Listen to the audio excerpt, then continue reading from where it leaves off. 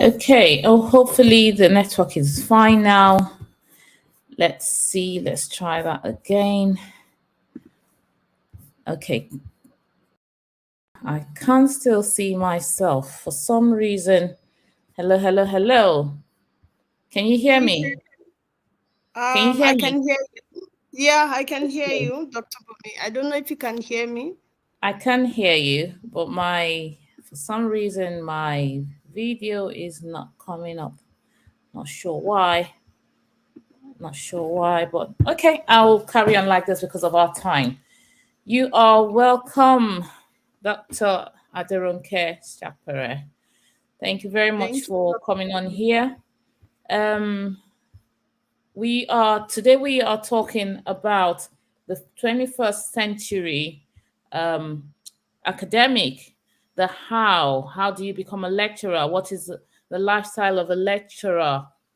What is lecturing? People may want to ask. So before I ask you to introduce yourself, I'll bring on the screen this definition for people who are listening, maybe for young ones out there who are saying, oh, I want to do the job this auntie or this mommy or this uncle is doing. They work in the university, but I don't know what they do. I don't know what it entails. So for young people who are thinking, what is lecturing about? I will share with you this on my screen. And that uh, is it coming up? For some reason, it's still not coming up as either. This is not coming up for some reason. Okay, lecturing. I don't know why. That's strange. It wasn't like that before. Lecturing. I'll just read what it has here, and if for some reason I'm able to get that through at the end before the end of our talk, I will bring it up. So, lecturing. A higher education lecturer um, needs to be an expertise in their subject area in order to teach students. And their teaching methods include lectures, seminars, tutorials, practical demonstrations, fieldwork, and e learning. And multimedia technologies are becoming increasingly used. There's so many responsibilities here: writing of papers, participating in staff meeting, delivering lectures, seminars, and all of that.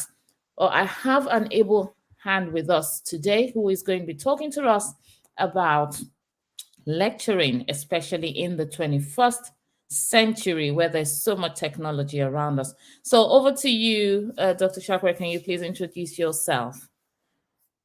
Okay, thank you very much, Dr. Bumi Habel, for having me here this afternoon. And so the first introduction you've done already by mentioning my name. So my name is Ronke Busayo Sakpere. I'm Yoruba, married to an Yoruba man. So to give you a background of my educational qualification, so I have a first degree in computer science from University of Ilorin, and then also a master's in computer science from University of Ilorin, then a PhD in computer science from University of Cape Town in South Africa. I also have like a professional qualification in Oracle application development. So precisely a PL SQL developer. Yeah, thank you. Wow, wonderful. That's a lot of profile there. Portfolio. Thank you. I know you've been doing a lot of great work nationally and internationally, and I thought you're the best person to call off to speak to young ones about what lecturing is about, the career journey of lecturing. And I would like to ask, what exactly is lecturing about, and how is it relevant in the world today? Okay, so if you look at the flyer, you see that I called myself a faculty member. I didn't use the word lecturer, and that's on purpose. That's because in different parts of the word lecturer has different meaning. Okay, so in a country like US, when you say somebody is a lecturer, it's saying that the person just lectures, and that's all. But in country like Nigeria, when you say somebody is a lecturer, to a great extent, the person is is expected to both lecture and also carry out research. So let me just say a faculty member, so I will use the word faculty member, or an academic essentially carries out like two major activities, the lecturing part and the research part. So the lecturing has to do with imparting knowledge, teaching people, going to the classroom to teach, or facilitating lectures even online. When it comes to the other aspect, which is research, it means you want to look into your area of study and maybe provide solution to certain like gaps or to certain areas. You want to improve on existing technology, you want to improve on existing technique, or you even want to look at your community and maybe provide like a solution.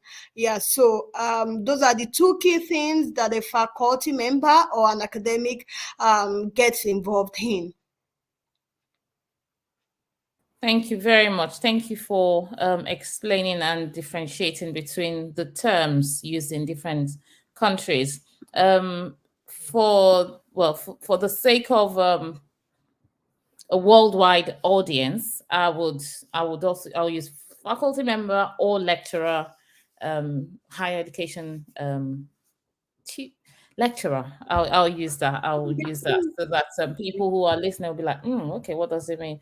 So yes, if I may ask, what are the prospects of being a faculty member or a lecturer? Okay, okay. Yeah, so there are many prospects. Number one, you get to build like the next generation of like people in your field, in your discipline, because you're essentially imparting knowledge. So that means you are responsible for, for developing or for raising like future generation in that particular discipline. So if you are really like keen or interested in developing people when it comes to human capacity, then lecturing could be like a field to consider, because just like I've said earlier on, you want to see how to impart. When you say you want to impart, that means you want to pour all that is within you. You want to pour it out into someone else. You want to see yourself, or you want to replicate yourself, not necessarily yourself, even a better version of yourself. So if you are really keen with when it comes to raising people, when it comes to imparting knowledge, when it comes to like just making sure that you leave the world, like you bring up the next generation, then that's one angle of it, one prospect. Then the other one is when it comes to the research aspect. You want to think about people like Albert Einstein, Newton, Isaac Newton, all of those people. They were in the field of academics. You see, they are no more in the world, but we still hear about them. And even when this generation is has passed on, and the next generation will still keep hearing about them. So when you're in academic, it also gives you like that particular platform to be able to like make a difference, even when it comes to science, to innovation, to technology. And so when you're even no longer here on the surface of the earth, even your impact, people can still benefit from it. So so that's another prospect. So if you're looking at contributing to knowledge, if you are looking at contributing even in your field, making a contribution that will outlive you, then lecturing could be another one. And then the third one is in the aspect of community development. Maybe you want to give back to your community, like you want. Like currently now, I run a club called Tailgates Club, whereby we hold outreaches. We go to secondary school or high school, and then we try to organize talk. We try to do like mentorship program. Those are not necessarily research or lecturing, but you just want to make the community a better place. You want to ensure that people that are less privileged also get some certain opportunity. So community development is also another platform whereby you get to serve people. Yes. Oh, thank you very much. So that's a lot. That's really a lot of impact, I'll say, on the world. Adding value to the world. So, have you got some success stories from people you have actually mentored? I don't want to use lectured or So have you got like success stories from people who have gone through your tutoring or mentoring, and how are they doing today? Okay. So actually, before I joined University of Ibadan, so I worked in an institution called NIIT, like an information technology institution that runs like all these professional qualifications, CCNA, Oracle, and all of that.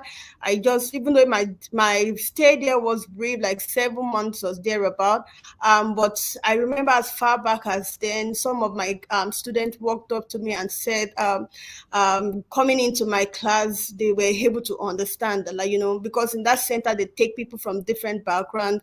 So I had like people in the accounting background in my field. And I remember one of them walking up to me and saying that my class was really interactive. She was able to learn. She even invited me to her home to meet her parents and all of that. And so currently, though we are not in touch anymore, or we are still in touch through the social media like Facebook. So we still, but at least we are not as close as we were then. But I can say that even as far back as then, this like 15 years ago, if I'm right, yeah. So I can still say as far back as then, I was able to influence to like impact her. So talking about like university now that we're in university, now that I'm in university, so like over 10 years. So I've seen like currently in the last 2 weeks, I did a post because I just finished like a fellowship program that was organized by MIT. And I did a post online just to like narrate my experience in the last 4 months, and one of my students made a comment and said, in the university, my programming class was the best, and she made it. And other people that were in that class also, reacted to that particular comment just to agree, with him that indeed, and I also, during that period, I also organized, like, even outside of classroom, I organized like a Python challenge whereby we're having like a problem set, or we're having like a one challenge per day for 30 days. And many people that participated in that particular outside of class intervention actually affirmed the fact that that helped them. That gave them like a platform to be able to start their programming journey and all of that. Yeah, I think there are quite some stories here and there. There are people that I think there's one of our students, or my past student in Stanford University, that also said my role back in university really helped her.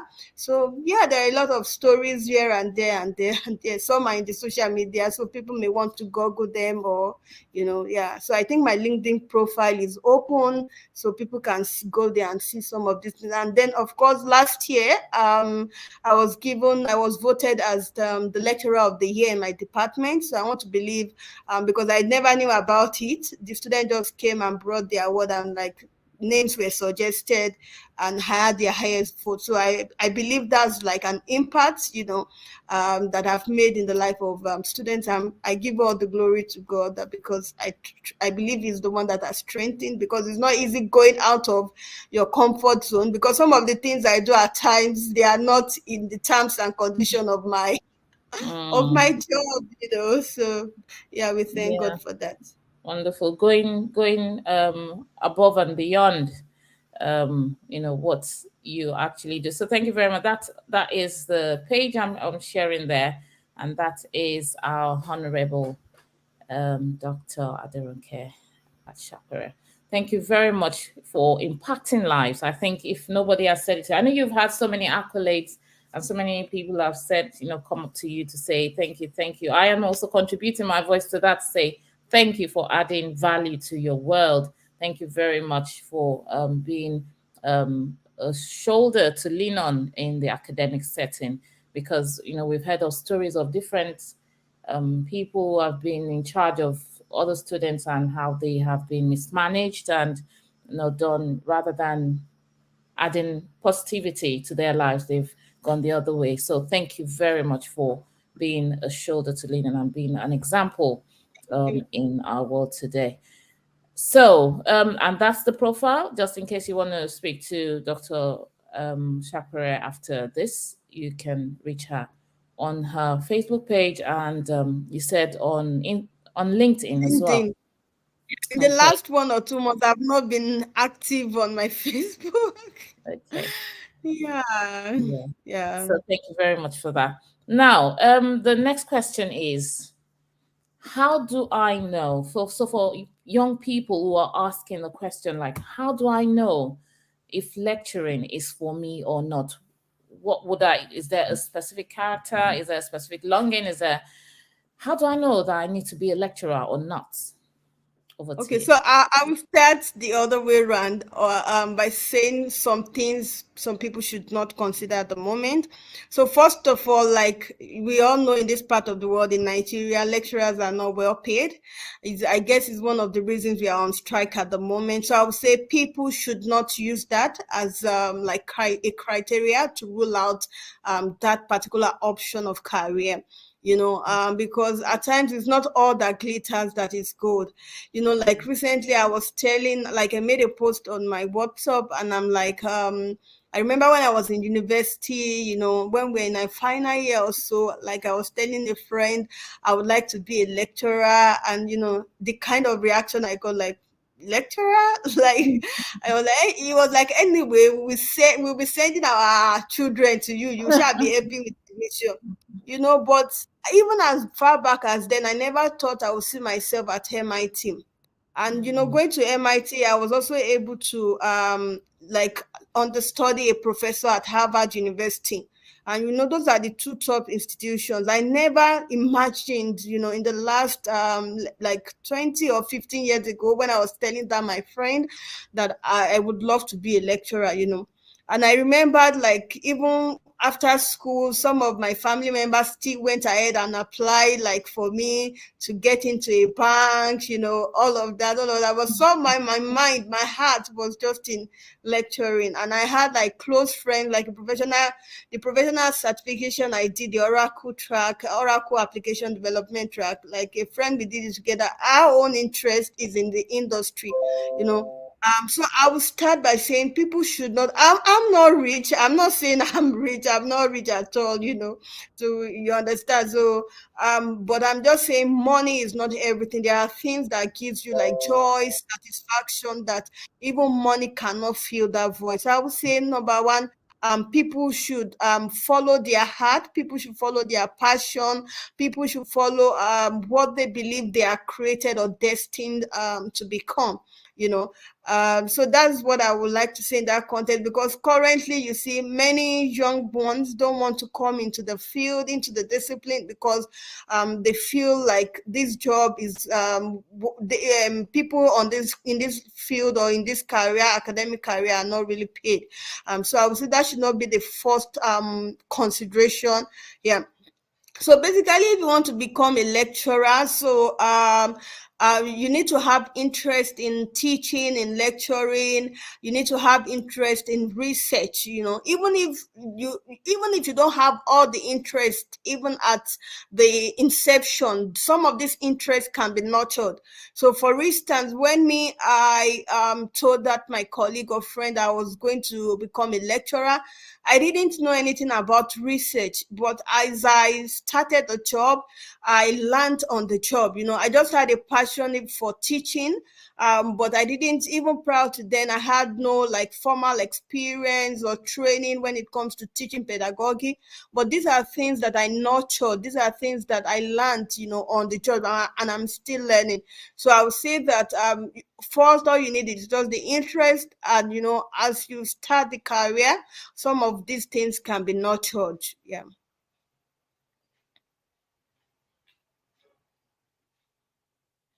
Sorry. Yeah, I was talking behind. Yeah, thank you very, very much for this. It's all goes to show that if you have a passion for something, you follow your heart, follow your dream.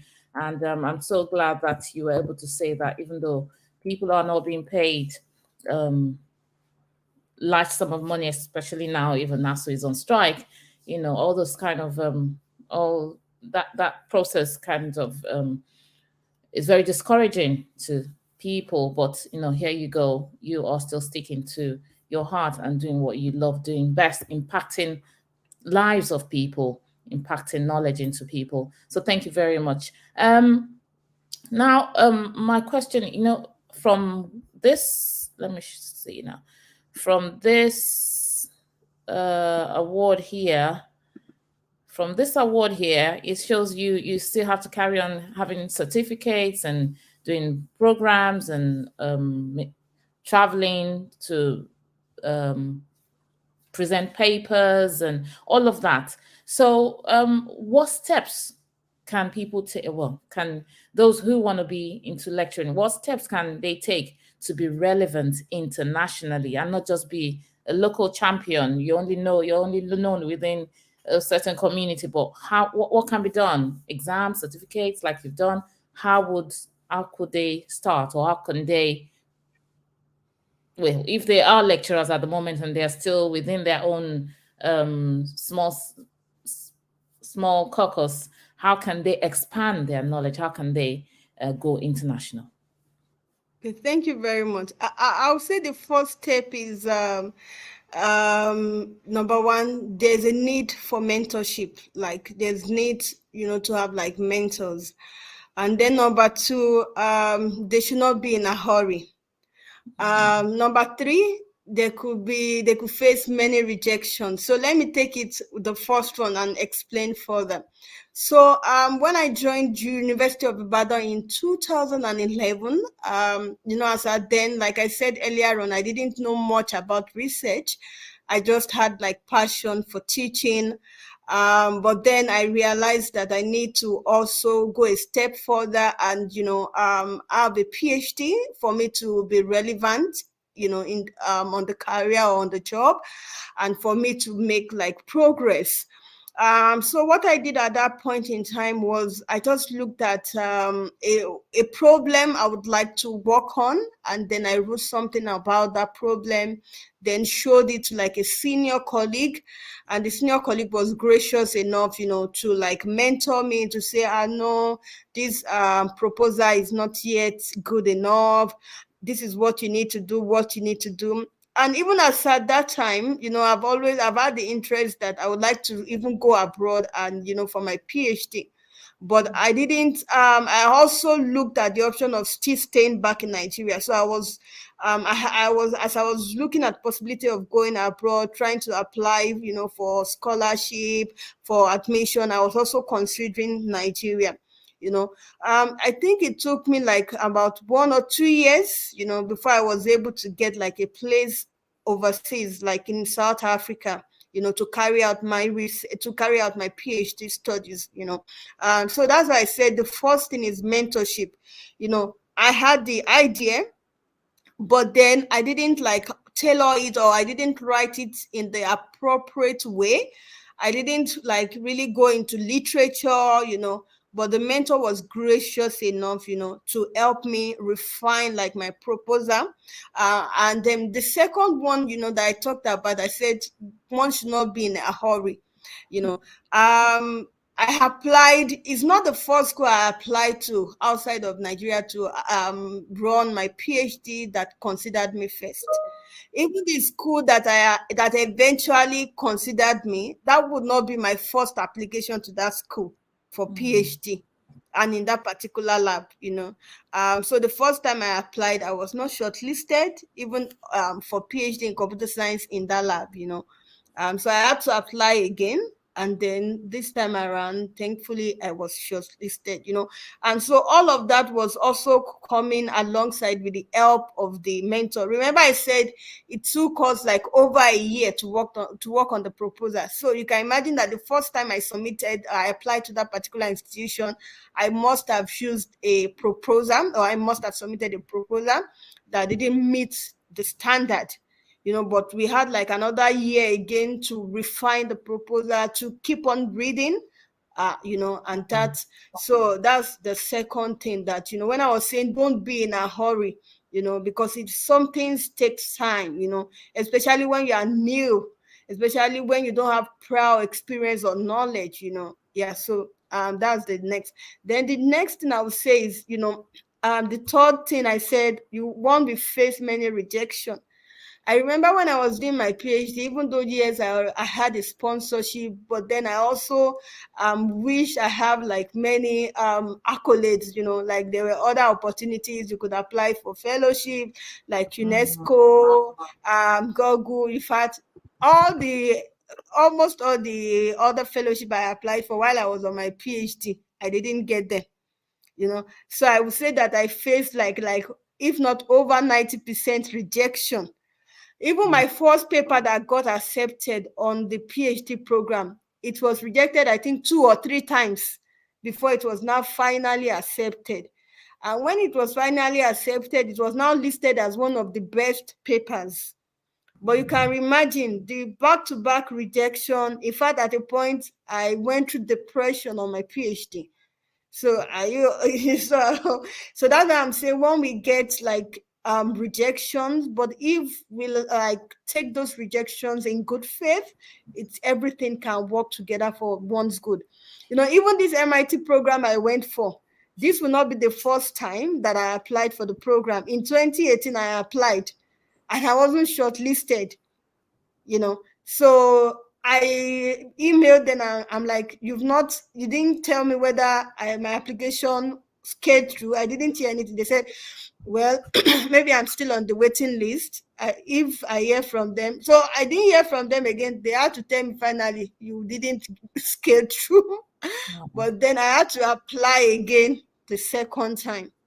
And then this, and I have a lot of testimonies like that. It wasn't the first time I applied. Like Idabeg Laureate Forum, like I told you while on my PhD, I think even on my PhD, I can say I faced 95% rejection. If I say I Mm. faced 99, that Idabeg Laureate Forum Foundation, I applied while I was on my PhD. I didn't complete the application. That was when I was facing depression, but they said they wouldn't consider my application. But afterwards, I had to also apply again. Yeah. Mm. So I would say to get many of those accolades, fellowships, opportunities is very possible. But before you get it, you might face like a lot of rejection. I don't know. Maybe there are some that are fortunate, but when you take like different sample of different lecturers, you find out that a lot of them like faced rejection. There's a post I did like on one of my social media platform. There's a lady on the day of PhD defense. She wore a gown and sorry, she wore a skirt, and actually that skirt she made it from different rejection letters. So all Wow. the rejections she got while she was on her PhD, right from inception, all the rejections, she printed them out, stapled them together, and made a skirt out of it. And she wore that skirt for her PhD defense. So that's to show, if somebody can make a skirt out of many rejection letters, yeah. So Wow. yeah, I would say it's very possible. But at times people tend to want to get discouraged, and then I would say that one can have a goal. I think that was in 2020 or 2019. Around that time, I had a goal that every month I must apply for an international opportunity, maybe at least 3 international opportunities or so. So there are times that I would deliberately go online, even when nobody is sending me application. I can Mm. just say opportunities for lecturers, outside Nigeria, short-term course, like seminar. It could be like summer school. So even if nobody is sending, because at times people will say, please send me any opportunity. But at times you can forget. But you too can be proactive and, go online yourself, Google, subscribe to different mailing lists. Like I'm on different mailing lists, and through that I get like updates. Wow. Mhm. Thank you very much. It's so inspiring to listen to you, because I know what you mean when you say you receive a lot of rejections. Writing papers is not been at all. Like they'll say, it's not be more. It's not. And then you go through all of that and then you get rejected. In fact, those are one of the things that made me like, I've had enough. And even applying for grants, you apply, put all the resources here, and at the end of the day, you get rejected. So it's good when people are very resilient and Mhm. persistent like you. And thank you very much. I have another doctor online. She's my cousin, actually, Dr. Okay. Kemi Oni. She has also been through what we are talking about. So she says, let me put you on the screen. It says, he said, most people find it difficult to present papers outside of the country because of cost implications. Is there any way one can overcome this regular problem in Nigeria? Yeah, she's actually right. But like I said again, I'll share my story. So there was this, I think that should be in 2019 or so, when I got a paper accepted, like in UK, I think Glasgow precisely, and I really wanted to go, not just to present, so that I could also meet people. And I didn't have any sponsorship. I had to first of all write to the organizers, and they said they don't offer at that moment, or they don't have any support. I started writing to different people. Like I said, at times I go online and say, like, maybe travel grant and all of that. But eventually I didn't really get, but like I had something that could cover for the conference cost. You have different costs. The travel cost is there, the conference cost, accommodation cost, and all of that. So eventually I got what could only, so from a previous conference that I attended, I didn't exhaust all that was given to me for that conference. So the leftover I had from that could only cover for the conference cost. So I paid for the conference cost. I didn't travel down. So I had to get like another colleague in another country that was in Germany at that time and would be attending the conference. So the person presented on my behalf, you know. So I would say to that Dr. Oni is actually right, but I would say that should not discourage people from still submitting. I've also been blessed and fortunate, to have been able to get, like, there's one I applied, there's one in UK, that I was able to get like a travel grant for. For me, most of the problem has been like either visa, like I've had like for 3 different summer schools or conference that I ought to have gone for. One, the visa came late, the approval came late. One, there was rejection and all of that. So for me, with respect to traveling from Nigeria, it's really been more of facing having visa issues, than the travel grant. So I would say people should not be discouraged. It's just thinking outside of the box. There are grants one can access, just like I said, even when you can access the grant, you can still look at possibility of maybe somebody presenting on your behalf, you connecting back. Actually, these days people do hybrid stuff. So, but there are a couple of grants one can explore, especially when they know you are from this side of the world. A lot of people or a lot of conferences want to support like people or academics from the developing world. Yeah. Wow. Okay. Thank you very much. I hope that answers your question. Thank you for joining us on this. Thank you for writing your comments, Dr. Oni. And I hope that question has been answered the way you want it. If not, you can still send in more clarification, request for more clarification. Yes. Oh, thank you very much for sharing this with us. She also said, wow, consistency is the key. Don't give up. Thank you, ma, for this. Thank you. Now, my next question actually is about, you've been a mentor to people, and I'm sure you've got that cue from maybe someone who has been a good mentor to you, who's your favorite boss or favorite mentor. I'd like to ask you one of the last questions for today before we run overboard. Have you got a favorite boss or mentor, and why are they exemplary to you? All right, so I would say at different stage of my career journey, like I still have, and I know I will still have, because it's a continuous like journey. So in the past, I've had like someone like Dr. Jayo Padiji at University of Ilorin. So because when I was running my master's program, it really helped me. So I can say that I was able to get like clear into clear about what research is all about as a result of the mentorship he provided. Yeah. And then here at University of Ibadan, the likes of so when I started my career at University of Ibadan, Professor Adenike Oshofishan was the head of department then, and she was really so gracious to pair me up with like people that can mentor me. So she paired me up with Dr. Adejoke Olamiti, Dr. Ayonride, Dr. Oladejo, and these people were also helpful. They helped me on the job and all of that. And of course, Professor Adenike Oshofishan was also there to help with respect to supporting my PhD application outside of outside of Nigeria. So in the recent times, I've had like mentors like Professor Olanike. So like all the Nikes are great people.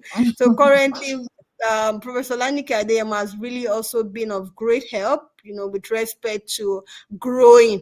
There was actually a time that she took me out on a lunch, outside of the regular school environment, and all she was discussing with me was about how to ensure that I continue to make progress, so that I can know how to meet up with promotion at every point in time, how to publish papers and all of that. And she's really been very supportive and of great help. And also my host at MIT, Professor Akintayo Akiwande. Professor Tayo, Professor is actually Bitayo, sorry. So Bitayo Akiwande, so but Tayo for short, is actually also a very great person, so he poured out himself. That's what I would say. He poured out himself. If it's possible for him to like, literally bring out, everything in his mind, in his head, and just implant into us. He did that and more than that, and also, yeah. So these are people, that have, by mentor, I mean people that have been involved, that know me, and they also, I also know them. Of course, I have other people that inspires me, but the people I've mentioned are people that know me, like, so I've my own definition of mentor, even though you can have people that inspire you, but I like to go with the definition of having a relationship with the person, not just a one-way thing. The person knows me, I also know the person. Like, it's more like an exchange, exchange of knowledge, impartation. So the people I've mentioned so far are people that, we've actually had that exchange. We are still having that exchange. Yeah. Oh, thank you. Thank you very much. Oops, right, all right. It's so inspiring to hear, people who have contributed towards your progress, and how you are also impacting, other people, the coming generation. Like there's this, is there a cartoon now that some people rather than, helping you up the ladder, they'll take the ladder away. They'll climb the ladder to the top and then take the ladder away with them, so that nobody comes to where they are.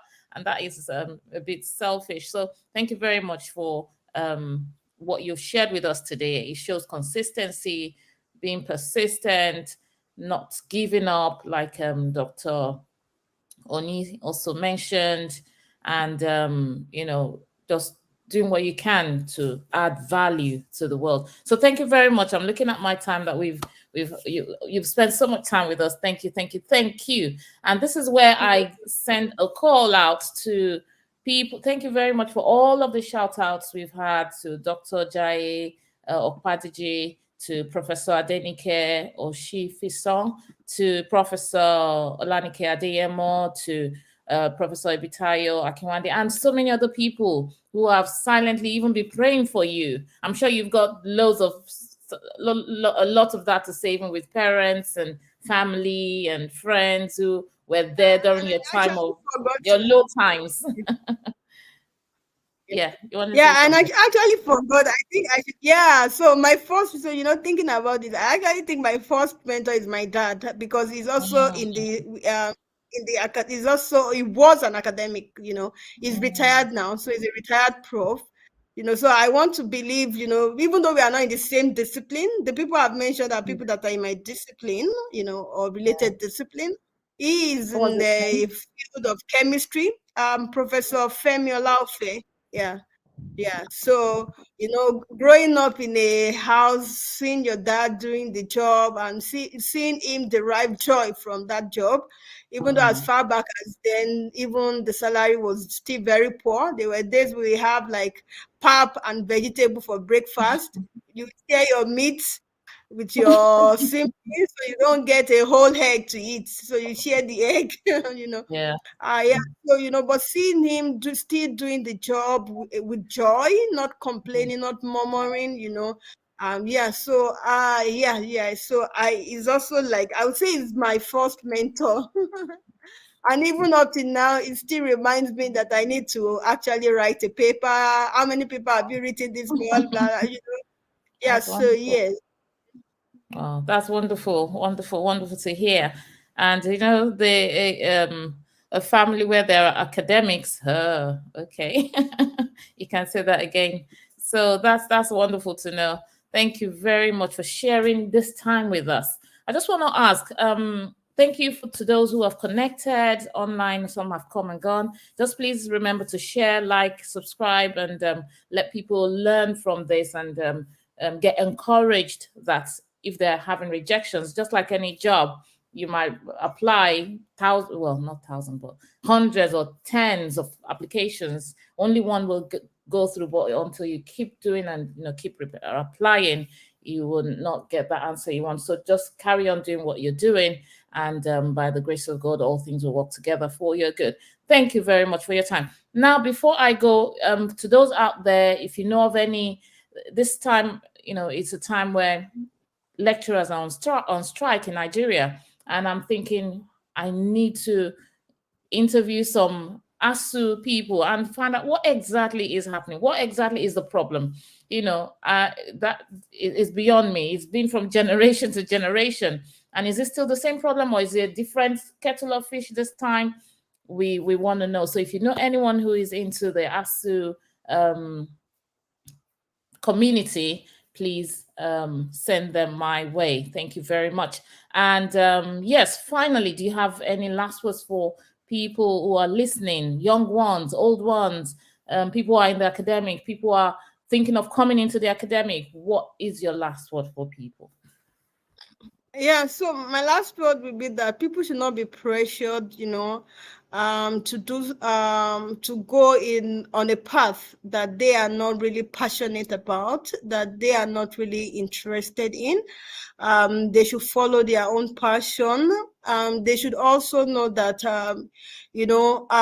for every, like, we are created by God, and then God like has a particular intention for everybody, even when it comes to career.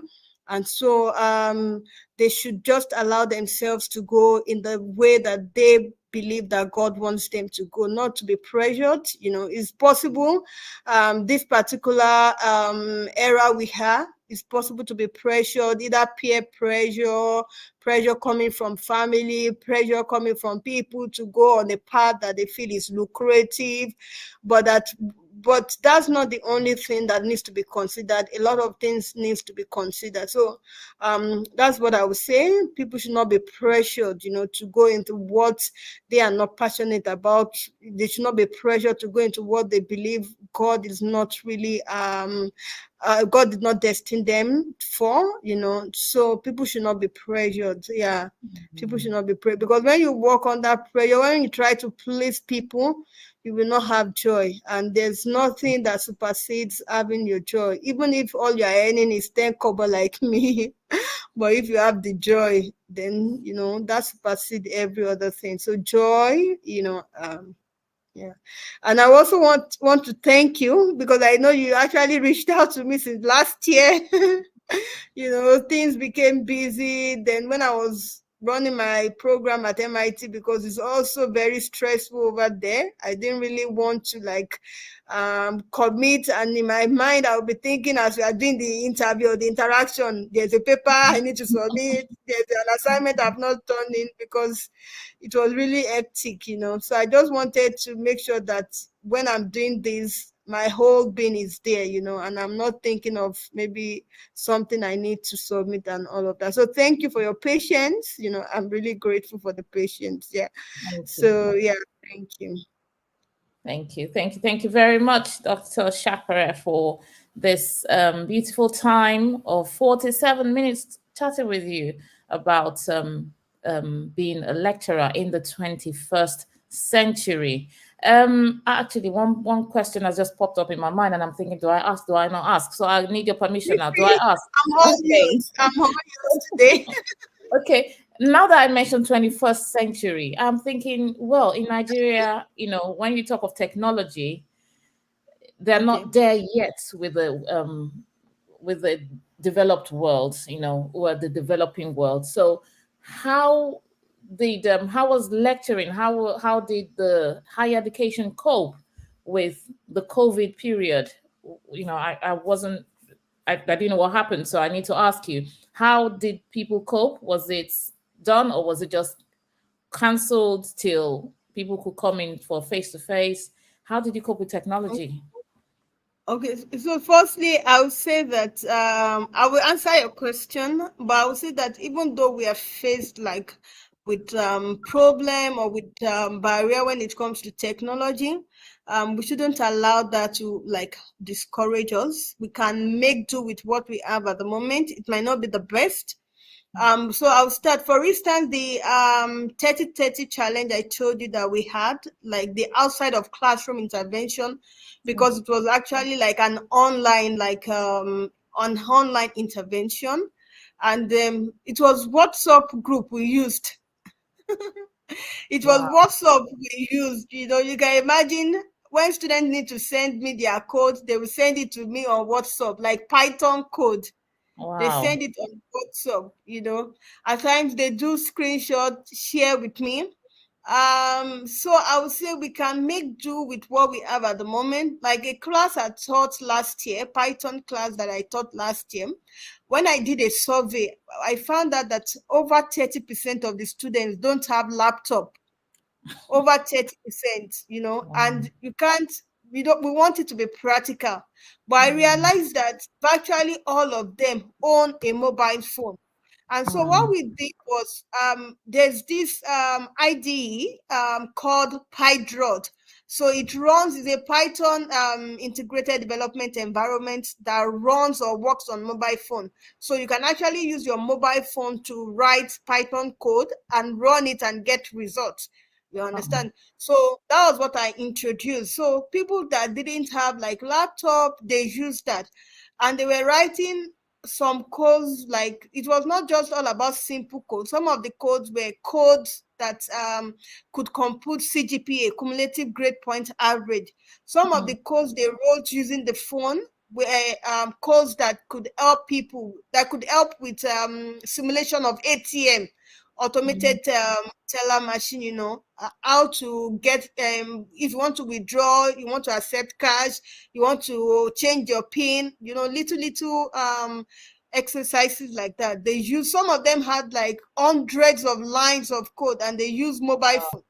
You understand? So I would say that it's true. It's not as if it was easy, and it's not as if it's still easy, but I would say that rather than we making like excuse, and because at the end of the day, if these students have to travel outside of Nigeria to further their studies or compete with their counterpart, nobody will listen to their story. mm. So I would say let's make do with what we have while we are still trusting and believing that there would be change. And to answer your question, how we cope. So for my own, because at that period, many federal institutions also had a strike then. So for my institution, we weren't teaching that period. We were not teaching. But then when, at a point, there were different measures that were put in place during the pandemic. There was a time that there was total lockdown.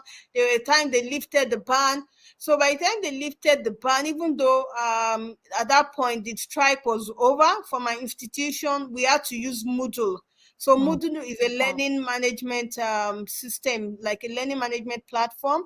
So that was what I used for my class. So I used Moodle for my class, and then I used Zoom. So thankfully, the university provided Zoom. So like the university provided Zoom accounts, even though, or Zoom links, So Yeah. some use Zoom, some use Google Meet. For me, I couldn't really use the school Zoom because there were a lot of people that wanted to use it. But I have a friend, Dr. Grace Oluwadebi, that has a private account. So she gave me access to her own private Zoom account. So like I was using her. So, that's also talking about going outside of the box. So now I had to reach out to her. Please, can you allow me to use your Zoom account? And she graciously allowed me. She even gave me a password. That was so kind of her. So even though there are challenges, I would just say let's look outside, let's think outside of the box. Let's look at our network, leverage on our network, especially those that are not in Nigeria that can support us.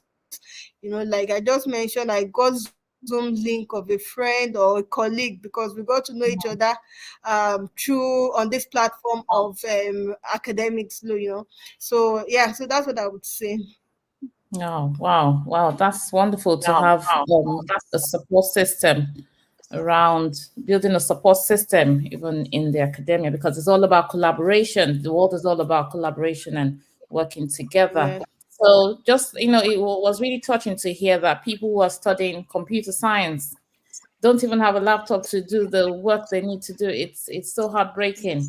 But there you go. For the viewers out there who are listening and are thinking they want to support, you know how to get Dr. Sakpere so that she could she could execute her job or implement the learning that needs to be done in the university with students who are not well to do, who haven't got the resources but have the passion.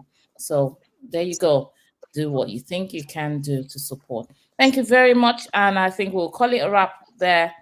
Thank you very much, my sister, for granting this interview. I wish you all the best in your endeavors, and thank you very much for touching lives Thank positively. you so much. Thank you Thank very you. much.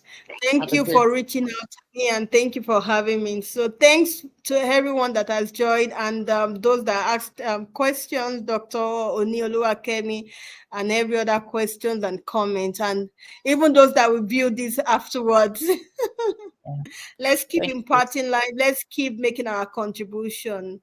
Yeah. Yes. Thank you, Dr. Bumi. Thank Yeah. you. Thank you very much. Have a good evening. There you go. You've heard it all. Do what you can do. You've heard all she has said. How can we help? And like I said earlier, please like, share, comment, subscribe, do whatever you think you need to do to be a good support to this channel and to what we do here. There is a need, and you've heard it from her. Also, the next I would like to interview will be ASU staff members, those who are in ASU. What exactly is the problem? Let us know. So, as I go, and I'll see you next time, enjoy the rest of your week and bye bye.